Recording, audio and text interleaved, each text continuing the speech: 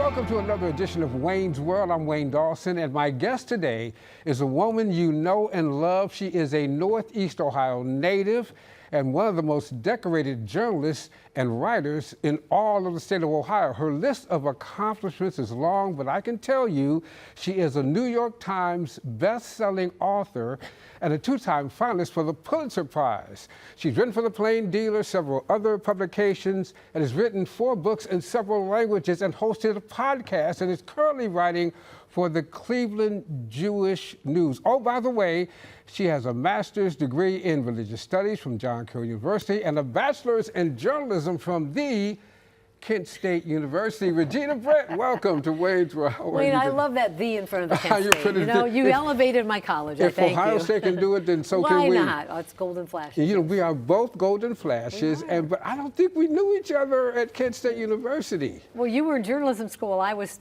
changing my major. I changed it 6 times. I started off in, what was it? Biology, then botany, and then conservation. I flunked chemistry. That kind of led me on a detour. At some point, did you want to be a doctor or something, or a researcher? I wanted to be a conservationist, ecologist. I wasn't even sure. You know, I was an 18-year-old lost soul. And I ended up dropping out when I got pregnant at 21, went back, and I tell people it took me 12 years to get a 4-year degree, but once I got it, Kent State launched me into the world of writing. Now let's talk about that. How did you get into journalism? How did you get into writing? Well, I credit Kent State because after I dropped out of school, had my daughter, I was 21, wasn't married. It was a crisis at the time. And when I went back to college, I wasn't sure what I wanted to do. I always wanted to write, but it scared me. Why did it scare you? You know, because if you have a dream and don't do it, you can keep talking about it. But once you do it, and if you don't do it well, then your dream's over. That's very true. So when I went back to Kent State, I took a creative writing class, and I didn't do so well. It was in the English department. So then I thought maybe public relations. And when I was there, I took one journalism class. I got an easy A. Took another one, got an easy A. And my professor says, it's not easy for everybody. Right. You must belong here. Yeah. Fred Enders and Bruce I Lyric. remember Fred. Yep, they took me. I still have the bruises where they twisted my arm and said, "You need to be a journalist." Fred had a wife who was she taught she taught. Yeah. I think it was the music and speech and broadcasting. They were a great team. And they were. Oh, that was a great experience. That journalism school, the Kent Stater. Man, I got my first byline, Daily Kent Stater, and my beat was Black student activities. Oh, wow. And I got to tell you, a kid from Ravenna, you know, grew up in Ravenna, Ohio, and the time I was there, it was still segregated. We had Skills and McElworth. I remember Skills. Yeah, and it was really interesting to suddenly be a minority. Everywhere I went to cover things, I was the only white person. Did that broaden your... Oh, totally opened up my whole life because, you know, again, we had black people in Ravenna, but everybody sort of kept them in the outskirts of town. And the even black in the people 70s. in Ravenna were low income. They were, Skills. They I remember totally that. were. Yeah. And so when I was covering black student activities, and I would go to an event, I'd look around and go, wow. Don't at all know what it's like to be African American, but to be the only white person, I suddenly realized my race, like I was white. Really? It sounds weird, but you don't realize you're white until you're not among a lot of white people. And it opened up my eyes, my heart, my mind. It was a great experience. And at first I said, why don't you get somebody black to they'll do a better job? And they said, this is part of growing. Talk about your childhood. Now, you grew up in Ravenna. Grew up in Ravenna. What was your childhood like? So I tell people, you know, people talk about being on the wrong side of the tracks. We grew up on the railroad tracks. They were literally in our backyard. Oh, really? Yeah. So the train went by at certain hours of the day. Train would go by at dinner time. We'd run out and the caboose man would throw us candy and it landed in the yard. That's how close it was. How nice is that? Nice man. Well, we had 11 kids. I think they felt sorry for us. Wait a minute. Yeah, my mom had 11 children. Oh, my so goodness. I'm the 5th of 11. Oh, my yeah, goodness. Teresa, Your mother Joni, Mike, deserves a Maureen. medal, man. That's I know. And so we grew up with this big family, had our own baseball team, you know, own football team, you know, because you got this crowd. But we lived on the street where 5 doors down was the furniture plant, 5 doors up was a ball bearing plant. And that was just our life. And it was all immigrants. We were the only non-Italians. It was Cipriano, it was Triscori, Profio. And there was all these great Italian language and food. And we were like just the family that ended up there. Great people. And I loved growing up in a small town because, boy, talk about connectedness. You went anywhere, they knew you were a Brett kid. So you couldn't get any trouble. They knew who you were. So it was hard. You know, my dad was a sheet metal worker, blue collar, trying to feed 11 kids. My mom didn't even drive till after I was out of school. Wow, you know, so now, you were in, what out of the 11, where were you? I was fifth from the top. Fifth from the top. Yeah, so I kind of like being in that middle. Because you knew everybody on top and you knew everybody at the bottom. I know. And what's funny is in my family, you either went to Ohio State or Kent State. We had one go That's rogue true. and go to Bowling That's Green. very But true. I hear you. I remember my parents saying we got perfectly good college in our backyard. You don't even go to college. And you went to Kent State. I went to Kent State, and back then it was after May 4th, and I don't know about you, but the motto was can't read, can't write, Kent State. They took anybody. Pete, That was I a have people who joke. still tell me that stuff. But not, boy, they I said, raised but the you know bar. what I said? But we sure know how to party. Oh, we knew how to party. And you know what, Wayne, though, I got to tell you, my degree in journalism, when I got out, I graduated in 86 with my degree. I sent out 30 resumes. I got 30 rejection letters, and the Lorraine Journal hired me. And Rich Osborne became my editor. And wow, he gave me the best assignments because he saw my clips from the Daily Kent Stater. He believed in me. Stater, yeah. And then the Kent Stater told me to get a mentor. So I got a man, Bill O'Connor, who worked at the Beacon Journal. Okay. And Bill was my mentor. And I would send him my writing. Okay. I didn't know it, but he was sending it to the editor at the Beacon Journal. And one day they called and offered me a job. I didn't even apply. So you were to the Beacon Journal. That was your second job? That was my second job. Yeah. But those relationships, that's what did it. At Kent State, they gave me a mentor. They kind of launched me into the world. And then Bill opened the door for me at the Beacon Journal. Talk about, you said relationships. Relationships, that's all about. Like Bill O'Connor took time to meet with some kid from Kent State, lost soul. We became great friends. He opened the door to the Akron Beacon Journal. And for me, I grew up reading the Record Courier and the Beacon Journal. And the Beacon Journal was like the New York Times in my house because we were a little town. But I got to tell you that my interview with the Beacon Journal, it was in the middle of the Goodyear takeover attempt. And I didn't know much about all that. So I read the Wall Street Journal was for a business job, and I didn't know much. Did you work as a plain dealer at all? Did you? I did. I was at the Beacon for Right. from 86 to 2000, and then they hired me as a columnist. At the PD. Doug Clifton hired me at the Plain Dealer. I was there 17 years. 17 years Yeah. at the Plain Dealer. And then I've been at the Jewish News since, gosh, I think. Now, what 2000. did you like? Did you like the day-to-day reporting, or did you like being a columnist? Well, when I first started out, I loved the day-to-day reporting. I was that general assignment where when there's a triple homicide, you're Everything. going door to door interviewing people. You don't know if you're interviewing the murderer or the whatever. It was a great experience to get out there and talk to people. Yes. And I got to tell you, in all the jobs I had, and I want to share this because before I got the journalism job, and I had dropped out of school, I had 6 years of just paying the rent. Right. What were you doing at that time? Oh, I worked at a funeral home picking up the bodies. I was on call for the death calls. Okay. And I washed people up, helped embalm, helped with calling hours, and it taught me how to talk to people when they grieve. Yes. And when I worked at the Beacon Journal and some child was shot, they sent me to the home because they knew I knew how to talk to people talk and to the grieve. individuals, So all yeah. those jobs that you think are dead ends, they're really the training ground for what I believe God has in mind for you. I learned how to be compassionate. I learned how to talk to people in all kinds of walks of life. I used to work in the dish room at the hospital, Ravenna. I knew how to be around people who were at their worst, when they're sick. You used to wash dishes? I was in the dish room wearing the pink uniform with the hairnet, and you get trays people bleed on, throw up, or whatever. I mean, but it makes you want to go better up that ladder. It really But you never does. forget where you came from. So That's when I walk true. through a hospital, I know my way around. I treat everybody with respect because I used to be one of the low on the totem pole. It's so funny. My first job out of high school, a dishwasher at Okay. Lutheran Medical Center.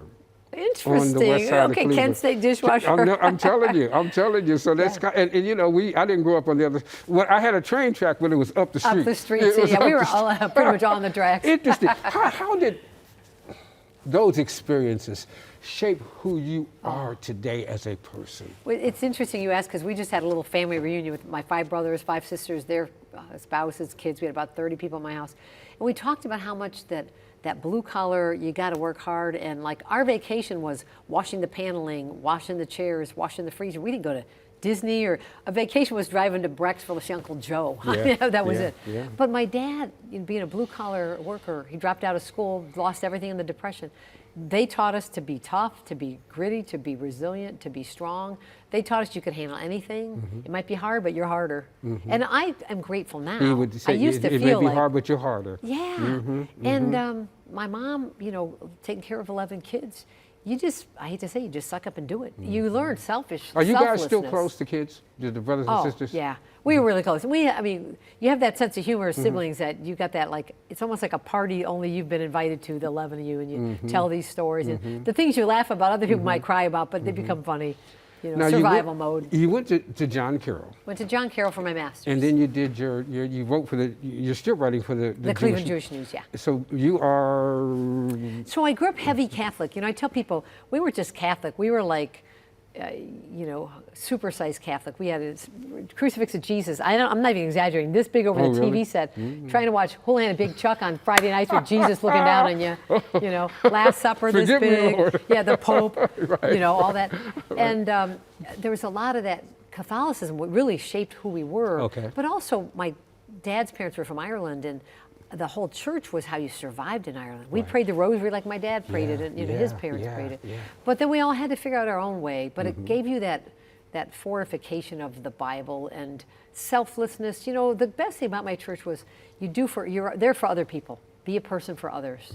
You know, and I don't know if that's like a lost quality these days. Yeah, but that's what it's all glad I was about. taught You know, it. what can you do for the least of these, especially? Yeah, exactly. I used to have a necklace that had Jesus in the Garden of Gethsemane. Whatever you do to the least of my brothers, you do to me. Wish we have that message going up the ladder in our country right now, because the least of our brothers, man, we were once those people. Absolutely. I was. And People I gave me was a break. too. I was They too. hired a kid that didn't have anything on a resume. And you know, when I went to college, and well, my mom, a single parent household, she was on. We called it welfare back then. Yeah. Public assistance is the good term today. Right, but I remember, I was given that choice when I had my daughter.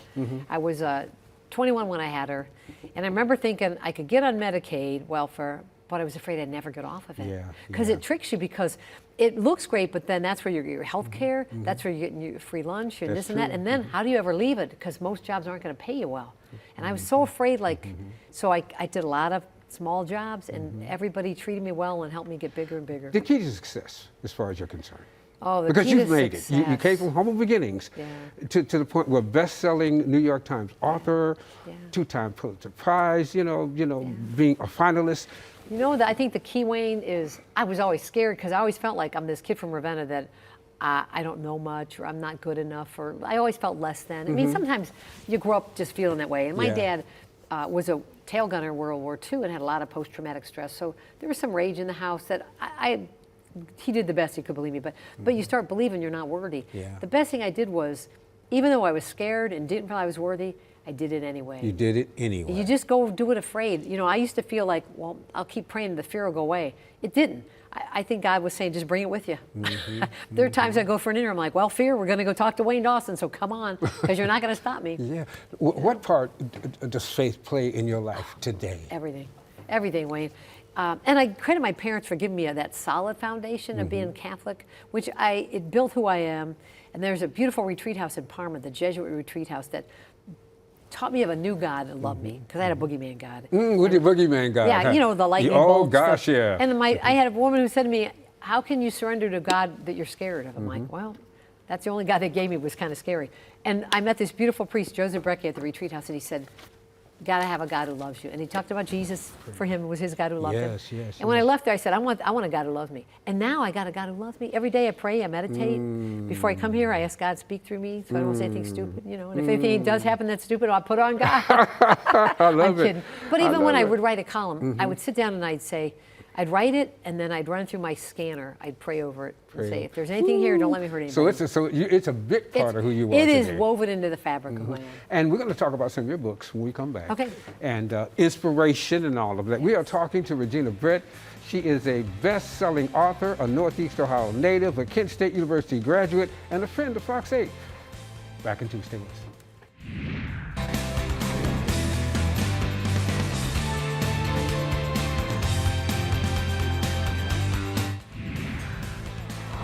We're chatting with Regina Brett, an author.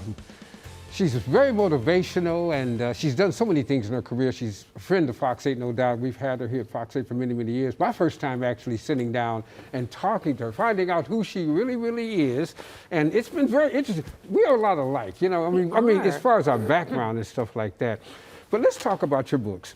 And the reason I like your books is because they're very, very inspirational.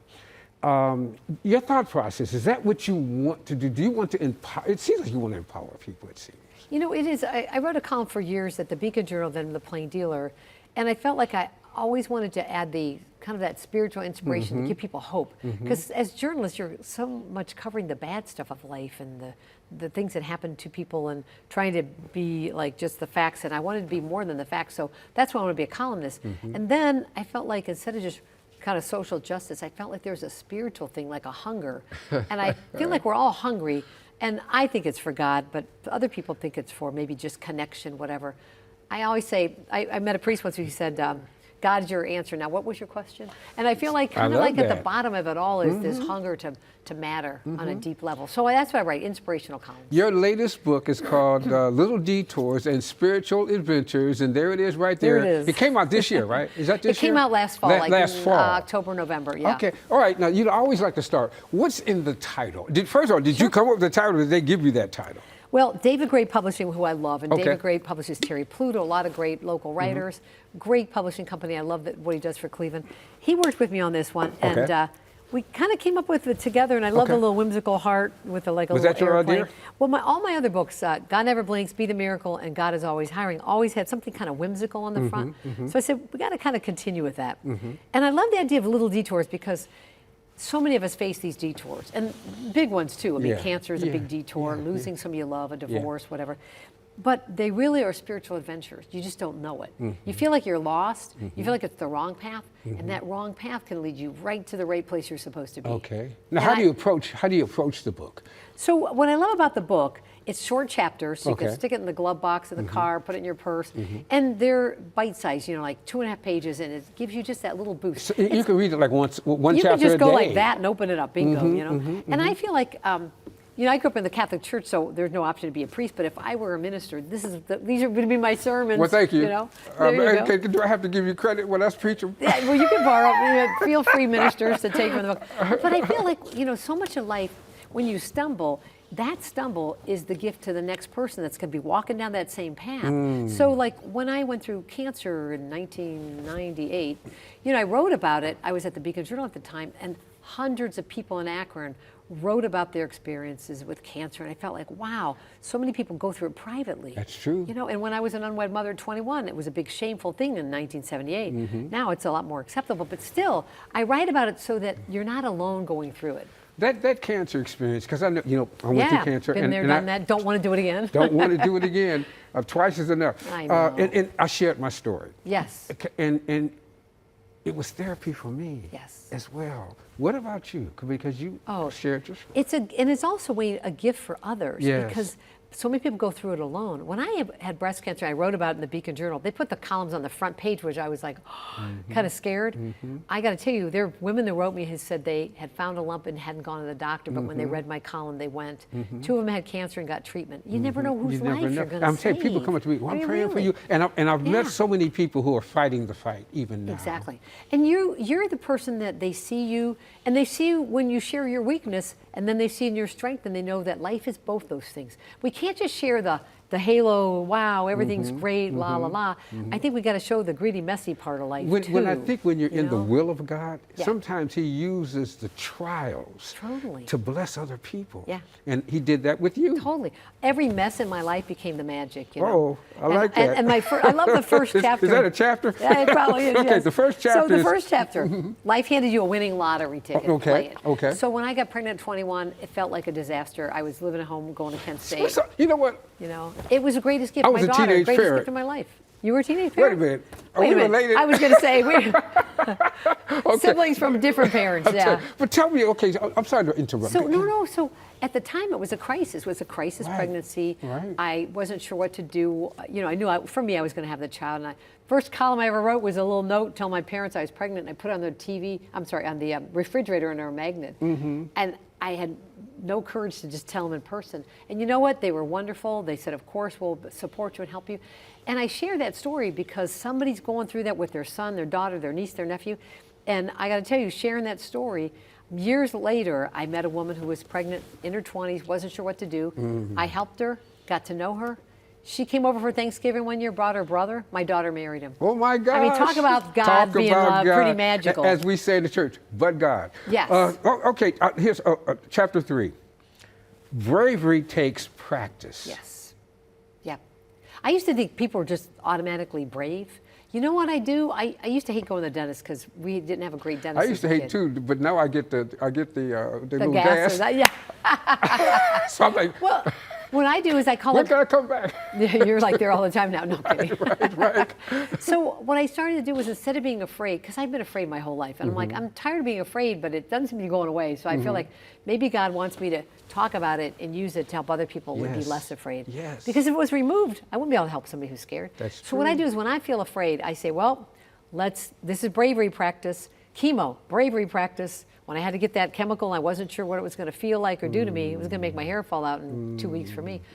I said, well, come on, God, we're going to do it anyway. So, and every time I go to write, I'm still scared. I'm still scared somebody won't like it. What if I get a name wrong? What if this? What if that? I do it anyway. It's all bravery practice. So if you got to face something, Just roll with say, it. you know what, Just we're do it. doing boot camp bravery practice. I'm going to come out stronger. And you do. Chapter 8, cry like you mean it. Oh, yeah. I'm a crier. I cry at Yeah, I Kleenex am too. commercials. And I don't, you know what, I cry at movies. And my wife I do and my too. daughter, they look at me like, they be like, well, he's crying again. I always pack a wad of Kleenex at every movie, even if it's a comedy, I'm going to cry. But they say tears are like Windex for the soul. And when I was at John Carroll University, I had to write a paper about this saint, Saint Ignatius, and he called it the gift of tears. That sometimes you feel so deeply that itself is a gift. And too many people, especially men, like they start to tear up and they're like, Men don't excuse cry, me, and then they right. like hide, and then they. And I got to tell you, I think that's a gift to be able to feel so deeply. That's one thing I love about my husband when I met him. He cried at movies too. I'm like, wow, I like this kind of emotional connection. You know? I like this one. Number 10, God is rarely early, but he is never Never late. too late. Never too late. Never too Because late. I'm like always saying, come on, God. And I want the blueprint, like, show me how it's going to work, God. Then I'll believe. That's not faith. Faith is believing without any blueprint, without any perfect knowledge. And so, to me, it's like, all right, my mom, was so funny when my mom had Alzheimer's, she wanted to stay at the house she grew up in and didn't want to leave. Okay. And she said, I keep telling God, I'm ready to go. I'm ready to go to heaven. I go, well, God's got till Saturday. Because we had a bed for her. And You kept her at your home. we kept her at her home At her home, okay. until we knew it wasn't safe. Okay. And that was a hard thing, too. How did you guys rotate to be with her? Or? Well, we took turns kind of helping, then we decided we can't Do be it there anymore. all the time. And there's a beautiful place in Bedford, Light of Hearts, wonderful nursing home. They took great care of her. But she kept waiting for God to give her a message. And finally, I told the story about the guy that in the flood, the police come, water's getting high. He goes, no, I'm good. Yeah. Gets tired, they come by in a boat. No, I'm good. Helicopter comes, no, I'm good. And he finally dies and goes to heaven. He goes, God, where were you? God says, I sent the police, the firemen, the helicopter. We told my mom, you got all those three, Mom. You gotta trust that God's showing up through others. Because sometimes we wait for some big lightning bolt, and it might be a bumper sticker you see or a billboard you pass, and you go, "There's my message. There's my sign." Last one, Sure. and I want to get to the next one. Be prepared for anything so you can enjoy everything. Oh yeah, I always over prepare because then you're ready. My dad taught me too. In my trunk, I got a blanket, I got a shovel, I got salt, I got everything in the world you might need. Because then if the car breaks down, you're good. Over prepare, you might never need it, but you're ready for anything. You're ready for anything. Even like today, I read up a little this and that, then you show up and do your best. I know, and you're prepared, no doubt. You've been asking me about, Because also it's you knew about my wife's name. I'm like, wait a minute. Well, but it's about others too, because sometimes we Yes. get our own little world, and I'm guilty of that a lot. Is you get so self-focused, but it's like, what about that other person? Jimmy Malone taught me, always ask people, I what's love your Jimmy. story? They're telling Jimmy's us a to wrap. great guy. We've been talking almost 30 minutes. I want to talk about Be a Miracle. Be the Miracle. Miracle. So just talk about it. So the book Be the Miracle is really about how can you be the miracle in the world? Because we keep waiting for somebody else to be the miracle. We're the miracle that can show up. During COVID, how did you show up for others? We were talking the other day about tipping, and I tell people when I go in the restroom and there's a woman cleaning, I always carry fives because I want to tip that person because they're doing a job nobody wants, nobody acknowledges, and it's not a miracle, but it's a little blessing. It isn't the money, it's that somebody noticed the work they did. What book won the and thanked Pulitzer you. Prize? Well, Connie Schultz won the Pulitzer Prize. My writing for the Plain Dearer was a finalist 2 years. Okay. One of it was my cancer columns. Okay. When my daughter, we had a cancer gene in our family. My Okay. daughter had to have her breast removed because she Okay. had the gene. Okay. And I wrote about that. The other one that it was a finalist for was I wrote about the the gun culture in Cleveland and the inner city neighbors, Okay. and about how even the elderly black people were afraid of the young black people. Right, and right, right. and I wish I could have done it a little more kinder. And as a white person, it's hard to write about something That's good, though, not your just to life. be able to do that, But- from your perspective is wonderful. Well, let me ask you this Yeah. one. This is probably the question I meant to ask you. Yeah. The New York Times bestseller was God Never Blinks. God Never Blinks, and we didn't even Oh talk my about gosh, God Never Blinks. that was like a grand slam. It's in 22 languages. You know, I got to bring you back to talk about that. Yeah, well, that would be great.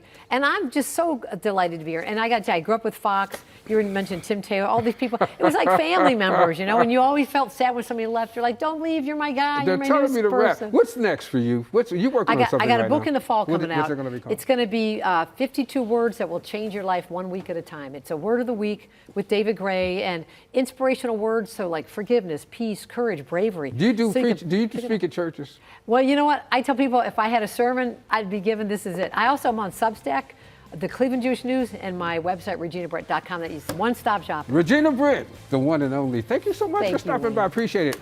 But they're pushing me out of here. I guess it's all for me. Well, thank you so much for joining us on Wayne's World. Remember, whatever the mind can conceive and believe with the help of the Lord, it can achieve. See you next time. Amen. Have a good day.